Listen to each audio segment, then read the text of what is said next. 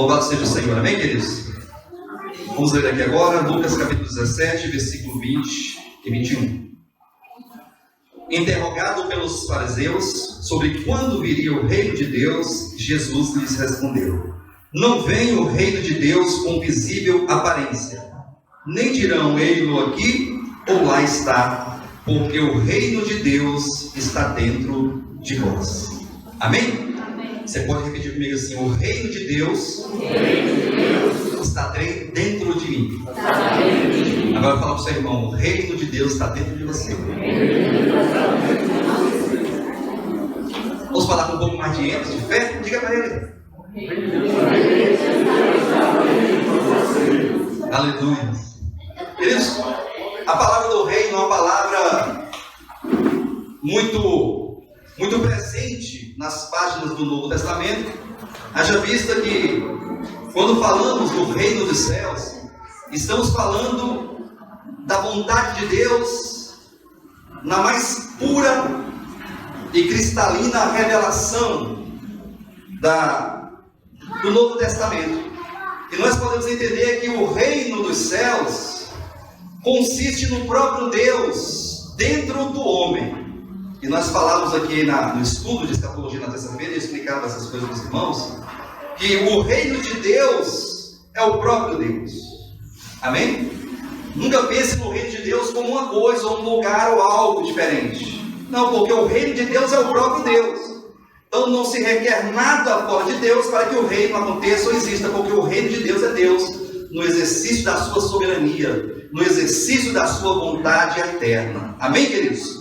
Agora, essa nomenclatura reino dos céus, ela aparece nas páginas do Novo Testamento, sobretudo no Evangelho de Mateus. Mateus, por 32 vezes, se não me engano, nós podemos encontrar ali o termo reino dos céus.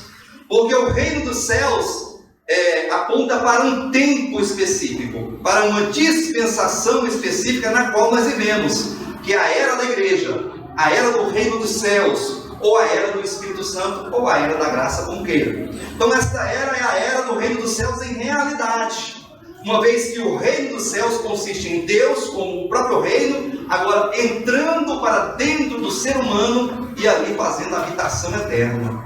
Veja que coisa maravilhosa.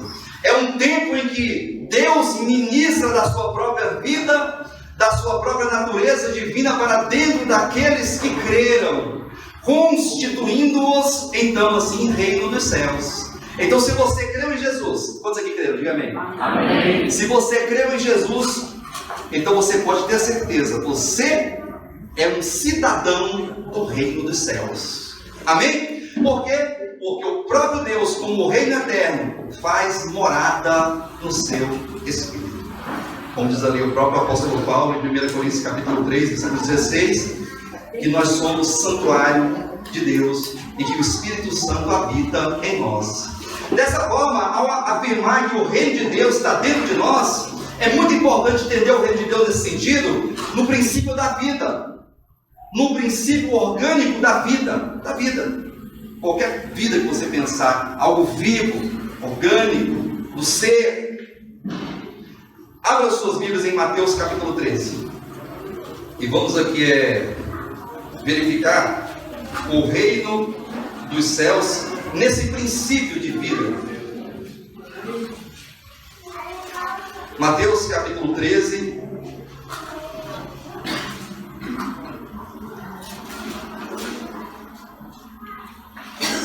Versículo 1.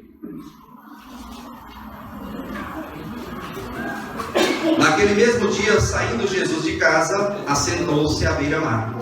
E grandes multidões se reuniram perto dele, de modo que entrou num barco e se assentou, e toda a multidão estava em pé na praia. E de muitas coisas lhes falou por parábolas e dizia: eis que o semeador saiu a semear. Olha só, nós temos aqui essa figura de linguagem que o escritor nos apresenta, mostrando que o reino dos céus é o princípio da semeadura de vida, porque aqui o semeador é o próprio Jesus, como aquele que saiu a semear. Amém? Agora olhem o versículo 19. A todos que ouvem a palavra do reino e não as compreendem, vem o maligno e arrebata o que lhes foi semeado no coração. Então o semeador, que é Cristo, saiu a semear, amém? E o que ele saiu a semear? Ele saiu a semear a palavra do reino. Diga, a palavra do reino. A palavra do reino. Que é a palavra do próprio Deus, que é a palavra de vida eterna.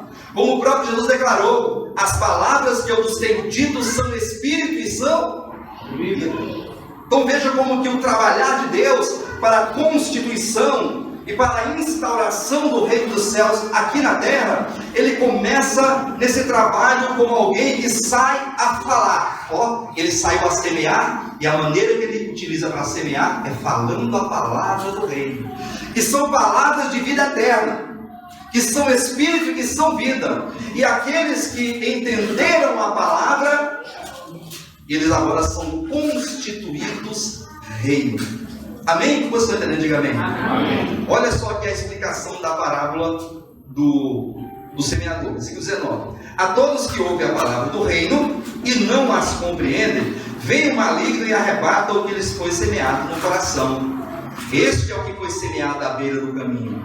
O que foi semeado em solo rochoso, este é o que ouve a palavra e a recebe não com alegria, mas não tem raiz em si mesmo, sendo antes de pouca duração.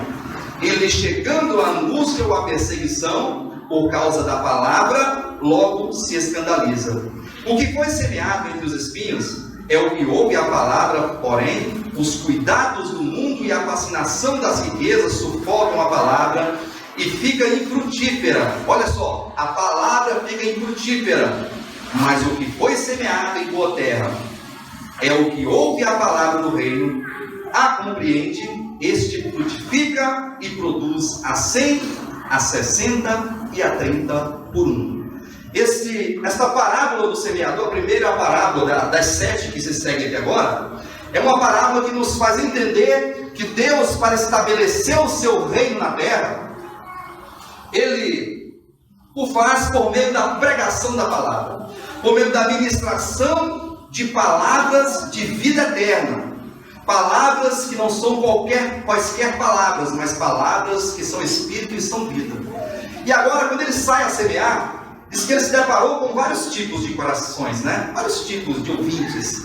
O que ouviu, e o coração é como uma beira do caminho, aquela estrada batida, onde passam ali muitos carros, muitos animais, pessoas, e então a terra é dura e a palavra não entra no coração, não penetra, visto que a terra é dura. Então vem as aves dos céus e leva a semente da palavra que foi semeado ali à beira do caminho, não entrou no coração.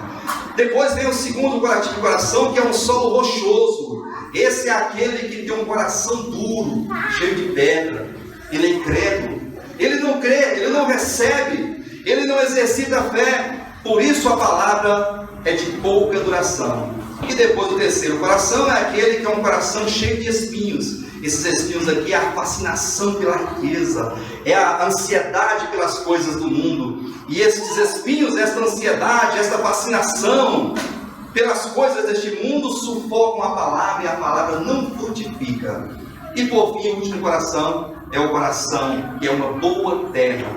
É aquele que ouve a palavra, ele crê, ele compreende e recebe essa palavra. Este frutifica. E o frutificar aqui corresponde ao novo nascimento. É aquele que, ouvindo a palavra, ele creu na palavra de Deus, e ao crer na palavra de Deus, no evangelho de sua salvação, agora ele foi selado com o Santo Espírito da promessa. Amém? Então a parábola do semeador consiste no início, no estabelecimento do reino dos céus, nas pessoas que creram, que ouviram e que creram na palavra da cruz, na palavra da salvação, na palavra que corresponde a tudo aquilo que Jesus realizou por nós. Agora, o interessante, que eu quero que os irmãos atentem para esse detalhe, é que a segunda parábola é a parábola do joio. Olha para a sua Bíblia, versículo 24. Outra parábola lhes propôs, dizendo: o reino dos céus é semelhante. Amém? Consideram? A parábola do joio diz assim: o reino dos céus é semelhante. Ele vai assemelhar o reino dos céus a uma outra figura de linguagem. Olha só, é semelhante a um homem que semeou boa semente no seu campo. Mas quando os homens dormiram, veio o inimigo dele e semeou o joio no meio do trigo e retirou-se. E quando a erva cresceu e produziu fruto, apareceu também o joio. Então, vindo os servos do dono da casa, lhe disseram: Senhor, não semeaste boa semente no teu campo? De onde veio, pois, o joio? Ele, porém, lhes respondeu: um inimigo fez isso. Mas os servos lhe perguntaram: queres que vamos e arranquemos o joio? Disse o Senhor: não. Replicou ele: para que, ao separar o joio, não arranqueis também com ele o trigo. Na explicação da parábola, olha só, que é o versículo 36 em diante, vai explicar a parábola do joio, tá? Atenção. Então, despedindo as multidões, foi Jesus para casa. E chegando-se a ele, os seus discípulos disseram: explica-nos a parábola do joio do campo. Ele respondeu: o que semeia a boa semente é o Filho do Homem. Já acredito, né? Jesus é o Filho do Homem. Ele que sai a semear a boa semente. O campo é o mundo, e a boa semente são os filhos do reino. Até aqui, eu não quero me deter na questão do joio, eu quero falar sobre os filhos do reino. Quem é o que semeia a boa semente? Jesus, amém? É o Filho do Homem, é Jesus, é o semeador que saiu a semear. Aí ele diz que o campo onde ele semeou é o mundo. Ah, mas parece que tem uma diferençazinha aqui, porque parece que o campo, o lugar que ele começou a semear, é o coração. Sim ou não? Na parábola do semeador não é o coração que é onde ele semeou a semente, sim ou não? Só que agora, quando ele semeia a semente no coração, ele faz de nós uma semente. Irmão, isso aqui é muito profundo e muito importante entender isso aqui. Olha só o que a Bíblia está nos dizendo. O semeador, que é Jesus, ele saiu a semear a palavra do reino, palavra de vida eterna. Você creu, quando você creu, você nasceu de Deus, você foi regenerado, passou pelo novo nascimento, se tornou um cristão. E agora ele está dizendo na explicação da parábola, que o campo agora, na parábola do joio, é o mundo. E que a boa semente são os filhos do reino. Sabe o que ele está dizendo agora? Que você que creu no Senhor, você que creu no Evangelho, você foi constituído semente do reino. Já parou para pensar nisso? Que você é uma semente do reino dos céus. E essa semente, você como semente, você tem o potencial da vida para frutificar no mundo, porque o campo é o mundo. Já tinha parado para pensar nisso? Que vida cristã não é uma questão simples de ter uma Bíblia. Ah, eu tenho uma Bíblia, eu sou um cristão, eu vou a algum lugar, eu frequento alguns cultos, eu faço algumas orações, eu até leio alguns textos, faço meus devocionais e trago uma oferta de vez em quando, e às vezes levanto minhas mãos e dou glória a Deus. Eu sei que tudo isso aí faz parte de uma liturgia muito normal, como nós estamos nesta manhã aqui nesse lugar, cultuando ao nosso Deus, né? Mas tudo parte do contexto. Mas eu quero dizer para os irmãos que vida cristã não para aí. A vida cristã ela vai muito além de momentos litúrgicos como este. Porque vida cristã, a verdadeira vida cristã, consiste em nós como reino dos céus e como sementes precisamos frutificar no mundo. Vida cristã é uma consciência de quem você é. E para que o Senhor te constituiu um cristão e para que Ele te escolheu para fazer parte do seu reino. Eu sempre gosto de citar a oração do Pai Nosso, porque ela é muito pertinente nesse sentido. Quando Jesus ensinando os seus discípulos a orar, diz assim: ó, quando vocês orarem, fala para o Pai aquilo que Ele quer ouvir. Não fale qualquer coisa para o Pai. Cuidado. E quando vocês começarem a orar, vocês falam assim para o Pai, ó: Pai Celestial, santificado seja o teu nome, Pai. Separado, exclusivo, único, porque o teu nome está acima de todos os nomes. Não há nome que possa se colocar ao teu lado. Teu nome é poder, teu nome é salvação. Por isso, santificado seja o teu nome, Pai. Tu és exclusivo, único, verdadeiro. Amém? Só quero ver o segundo ponto da oração. Pai nosso que estás no céu, santificado seja o teu nome. Venha a nós o teu... Venha a nós, Pai, o teu reino, e que a tua vontade seja feita aqui na terra como ela é feita no céu. Então a oração do Pai Nosso, nesse primeiro momento, está aqui estabelecendo um princípio de vontade de Deus. Deus deseja manifestar o seu reino. Glória a Deus. Deus deseja trazer o seu reino e estabelecê-lo de maneira eterna aqui nessa terra. Por isso a oração fala: venha o teu reino, seja feita a tua vontade. E assim, essa oração ela tem um cunho escatológico, né? É lógico que o Senhor ele vai manifestar o seu reino na segunda vinda de Cristo. É o segundo momento do reino dos céus. Porque o primeiro momento do reino dos céus é esse que vivemos. É a era da graça. É este momento que, sendo o reino ele não vem com visível aparência, como quem fala assim: olha, eu estou vendo o reino dos céus ali, rapaz, uma luz forte, uma coisa engraçada, interessante, né? É uma coisa sobrenatural, eu estou vendo o reino dos céus. Não vem o reino dos céus com visível aparência. Nem dirão: ei, aqui ou lá está, porque o reino de Deus está dentro de vós. Quando você acredita, diga amém. Amém. E agora este reino dentro de nós nos constitui uma grande lavoura de Deus. Uma grande lavoura de Deus. Olha como que é uma questão de vida.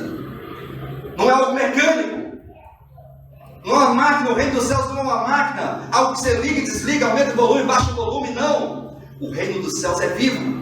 O reino dos céus, ele é uma plantação de vida, porque é o próprio Deus dentro daqueles que creram. É Deus habitando o teu espírito, para que agora esse próprio Deus possa frutificar na tua vida. Tem mais uma coisa: não é qualquer fruto, não. Não é qualquer coisa que você vai frutificar ou manifestar no teu viver. A Bíblia ensina isso, que nós temos que frutificar qualquer coisa, porque a palavra de ordem aqui é: nós fomos constituídos reino dos céus, e agora fomos plantados no mundo, porque o campo é um mundo, para que possamos frutificar. Frutificar o que, pastor? Frutificar esta palavra do reino em nós. Glória a Deus. Posso estar entendendo? Diga amém. Amém. Foi bastante explicação e bastante, né? Esse primeiro momento da mensagem, mas para que os irmãos tomem consciência de quem nós somos. Não podemos ser cristãos desapercebidos e ficarmos sendo levados para um lado ou para o outro, no meio da multidão, segundo o curso religioso, sendo arrastado por uma correnteza, por um falso entendimento do que é ser cristão. Não podemos admitir isso. Precisamos ser cristãos conscientes, sabedores daquilo que somos, de nossa responsabilidade, porque o Senhor, Ele vai querer os frutos do seu trabalho. Deus, Ele vai querer os frutos do seu trabalho. Mateus capítulo 5.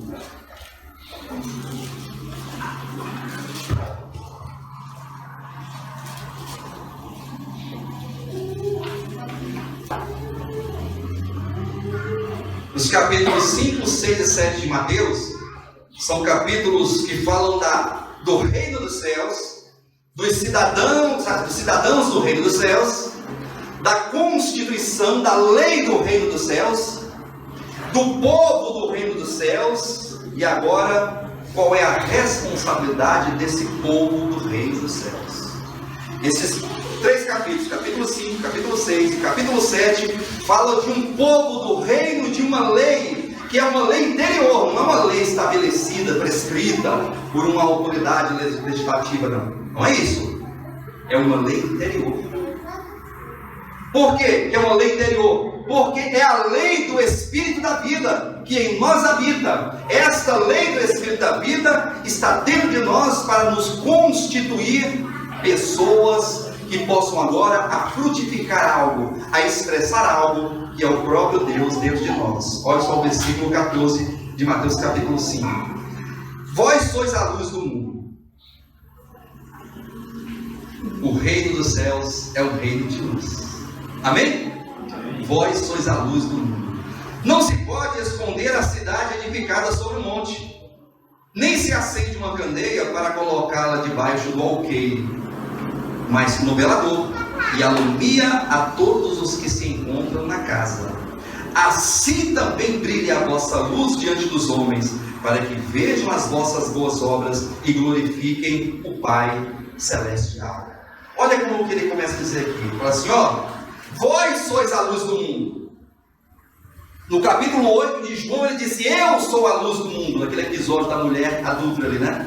Quando ele estava ali para ser apedrejado, queriam que Jesus autorizasse, endossasse o apedrejamento daquela mulher, enfim.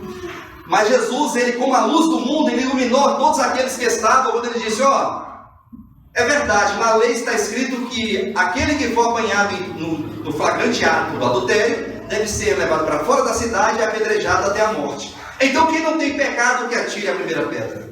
Olha a luz no coração. Naquele momento, aqueles homens foram iluminados pela luz do mundo, a luz que ilumina todo homem. Todo homem. E eles perceberam que eles eram iguais ou piores do que aquela mulher que estava sendo acusada naquele momento.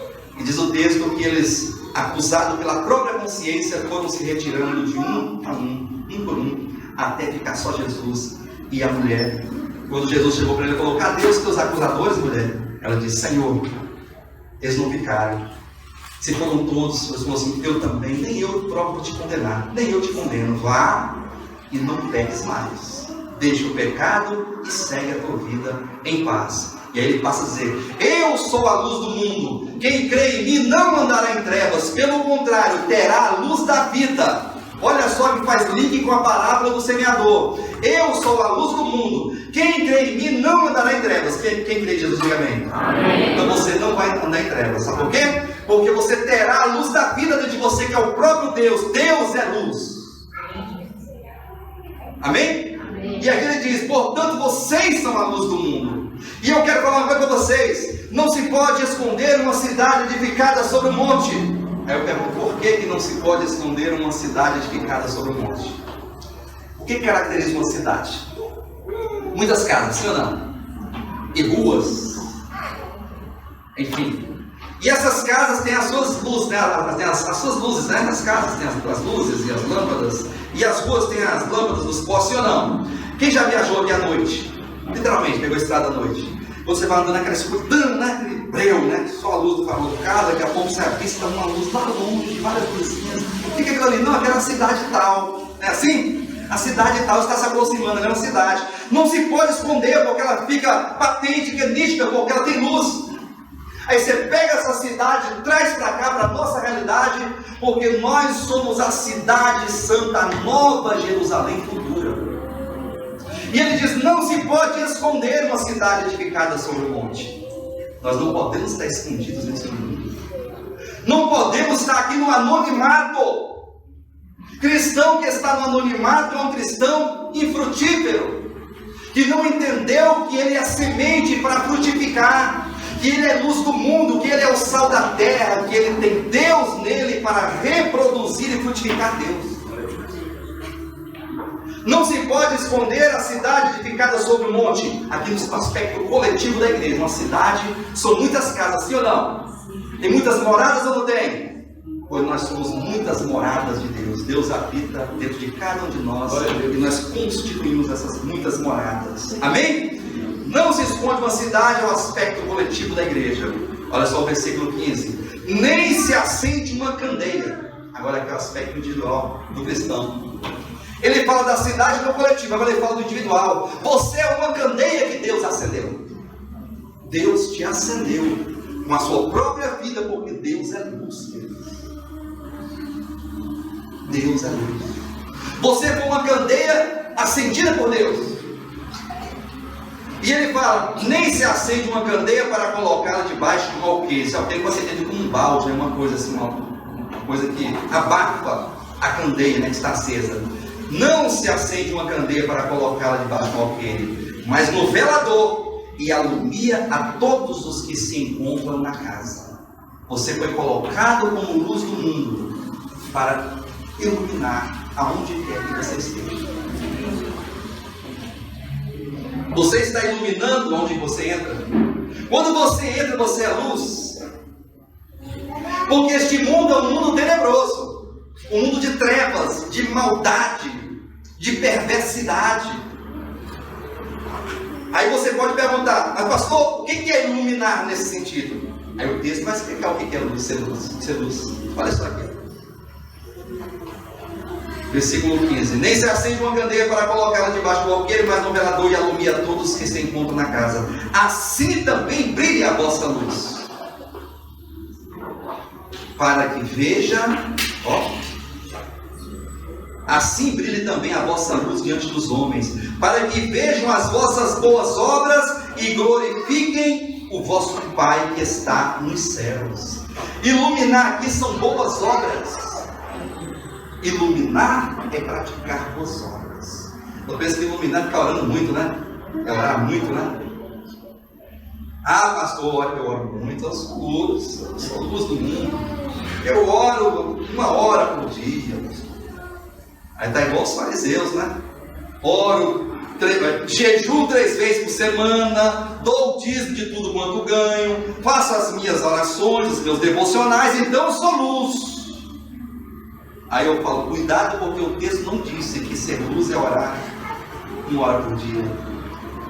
E nem tampouco ser luz aqui é dar o dízimo.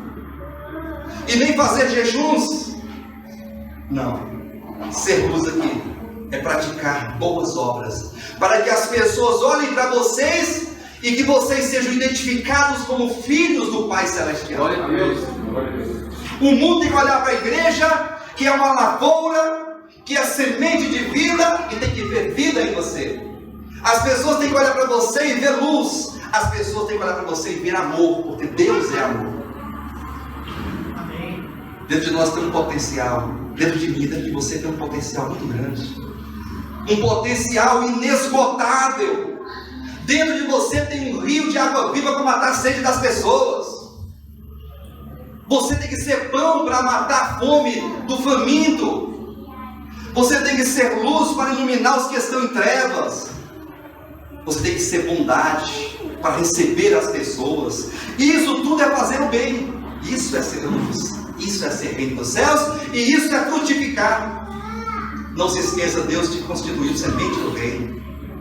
Deus nos constituiu semente para que nós pudéssemos reproduzir Deus, reproduzir luz, reproduzir vida, reproduzir amor, reproduzir perdão, misericórdia, longanimidade, paciência, justiça, santidade. Todos os atributos de Deus, todo esse potencial está dentro de todos aqueles que creram. Amém? Amém. Para que no mundo, na vida, onde quer que você esteja, você possa estar frutificando. Amém? Amém. Esse fruto é o próprio Deus dentro de nós, sendo manifestado por meio da nossa natureza humana. Veja como que ser cristão é algo que ultrapassa a concepção religiosa, né? Aquela velha cultura religiosa de que ser cristão tem que mudar a maneira de vestir. Eu sei que é lógico que é muito lógico que a pessoa que tem Deus, que é um cristão, certamente não vai se vestir, né, de maneira massa, né, de maneira escandalosa, impura, não. Mas que não podemos ficar com os nossos olhares em cima dessas coisas. Porque toda vez que olhamos para as roupas e ficamos aqui valorizando e questionando maneira de vestir, maneira de comer, maneira de beber, valorizando e questionando a cor do cabelo, a cor das unhas, e essas coisas exteriores nós esquecemos do coração. E Jesus falou que é do coração que procede os maus desígnios. Nós temos em nós, querido, o potencial da vida eterna. Nós temos a própria natureza divina dentro de nós. E nós, como sementes que fomos plantados no mundo, precisamos saber: nós estamos frutificando. Nós estamos frutificando. Quando as pessoas olham para você, vê você como um verdadeiro cristão, um filho de Deus, ou as pessoas olham para você e falam: nossa, podre. Povo podre. A gente fala dos cristãos aqui, povo podre. Fala ou não fala? Pastor? Ixi, pastor. Deus que me livre de pastor. É assim que acontece. Coitado do pastor que chega no lugar e fala assim: qual é a sua profissão, pastor? Estava até quase aprovando o cadastro, mas falou que era pastor. Aí já pega aqui o papel, já vai lá no gerente para questionar se vai dar certo. É assim, o povo de Deus é um pouco difícil. Crente é trem difícil. O povo perturbado é cristão. Certo? Porque essa perturbação está dentro de nós. Toda contradição está dentro de nós. É aquela luta da qual falou o apóstolo Paulo em Gálatas capítulo 5, que a carne luta contra o espírito contra a carne. E essa luta é para que prevaleça o fruto devido ou da carne ou do espírito. Querem ver uma coisa? Os irmãos conhecem esse texto, Gálatas capítulo 5, versículo 16, né? Digo, porém, andai no espírito, jamais satisfareis as concupiscências da carne, porque a carne luta contra o espírito e o espírito contra a carne, porque são opostos entre si, para que não façais o que porventura seja do vosso querer. Aí ele fala agora que essa luta é para que seja prevalecente o fruto devido de onde nós andamos, seja no espírito ou seja na carne. Aí eu vou falar para vocês aqui. Quer saber um pouquinho do fruto da carne? Fruto da carne, quer ver? Abra lá, Gálatas capítulo 5. Com esse texto eu vou encerrando, tá bom? Gálatas capítulo 5.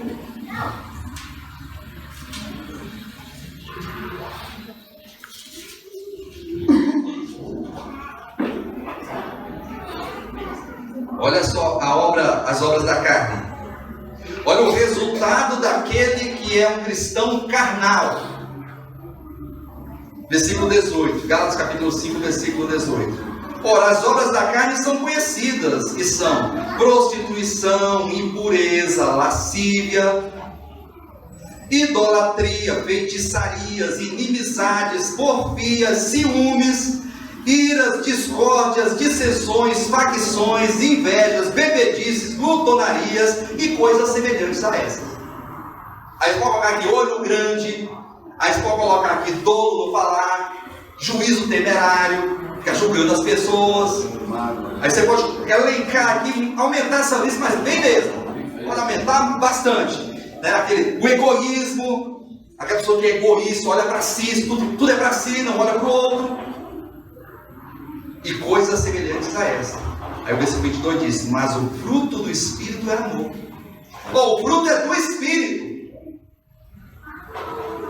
É um fruto que Deus produz dentro de você quando você anda no Espírito. De outra sorte, quando nós andamos na carne, também frutificamos. Tudo isso que está aqui nós acabamos de dizer. Então, quando você vê um cristão arrogante, egoísta, materialista, capitalista, insensível, invejoso, faccioso, divisivo, cheio de contenda, de maledicência, de murmuração, você saiba disso. Ele é uma semente do reino que está frutificando para o império das trevas. Este é uma semente do reino dos céus que frutifica contrariamente aos princípios de Deus. Ele frutifica para as trevas. Aí ele fala, mas o fruto do Espírito é diferente. Porque o fruto do Espírito é amor. Irmão, Deus é amor. Diga, Deus é amor. Deus é amor. Deus não tem amor para te dar, Ele é. Você quer amor? Deus tem que ter Deus. Deus, Ele não tem luz para te dar, Ele é luz. Deus é luz. Deus é justiça. Deus é santidade. Deus é bondade. Está aqui, ó. Mas o fruto do Espírito é amor, alegria, paz, longanimidade, benignidade, bondade, fidelidade, mansidão, domínio próprio. É o fruto do Espírito. Pastor, o que eu tenho que fazer para me andar no Espírito? Mudar. Porque a velha cultura impregnada em nós, na nossa mente, na nossa consciência, pode nos ter ensinado que andar no Espírito é fazer algumas coisas. E aí ele vai te robotizar. Aí você vai ficar todo robotizado, né? Andar no Espírito é fazer isso, é fechar os olhos, apertar assim, balancear a testa, dar uma glória alta, é orar, é jejuar, é fazer alguma coisa, todo no Espírito, mas uma vez. Não! Andar no Espírito é algo muito da vida. É da vida. Andar no Espírito é andar no Espírito de Cristo. Glória a Deus. Não é andar num esquema de lei estabelecida ou pré-estabelecida. Vou fazer aqui uma lista de coisas para que eu possa cumpri-las e eu cumprindo estarei no Espírito. Não. Andar no Espírito é andar no Espírito de Cristo. É andar em conexão com Deus. É amar a Deus. É desejar por Deus. É valorizar as coisas de Deus. Quando você se depara neste princípio de vida, você certamente e automaticamente você vai frutificar para Deus. Não é um pesar. Nossa, vai dar muito trabalho frutificar para o Espírito. Ou trabalho, ou canseiro, não. É trabalho viver mediante a lei.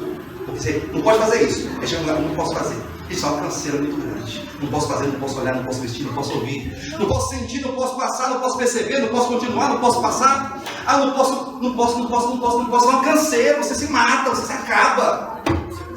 Não dá conta o ser humano não foi feito para viver por meio de lei.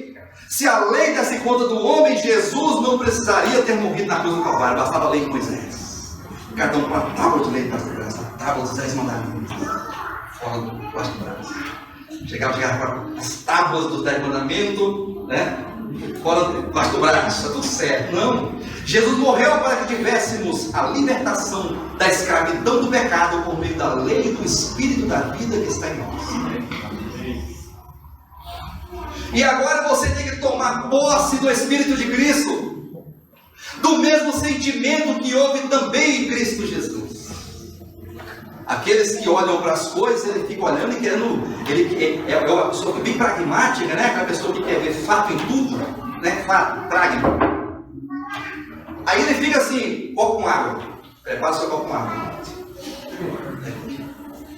Se não tiver um copo com água, ele não está bom, não basta a oração, não basta não, copo com água. A fé dele está um copo com água. Está um pouquinho de sal na carteira. Para que eu quero um copo com água se eu dizer que me tem um rio de água viva? Glória a Deus. E para que eu quero passar no corredor de luz se Deus falou, você é luz, a luz da vida está dentro de você? Glória a Deus. Para que eu quero sal na carteira se eu sou o sal da terra? Deus me constituiu o sal da terra. E uma vez eu falei, veramente que agora eu quero falar mais uma vez, né, nessa mensagem. Falei assim, irmãos, você imagina só se você tivesse a oportunidade de pegar um vidrinho assim com as gotas de sangue de Jesus Cristo. É uma coisa boa ou uma coisa ruim? Diga lá, pessoal. As gotas do sangue de Jesus. Você pegaria num dia diferente, pegaria. Tem um copinho aqui não pega essa.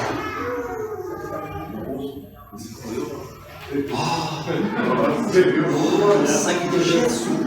É qualquer sangue, não é Jesus, irmão. É forte ou não é forte isso aqui?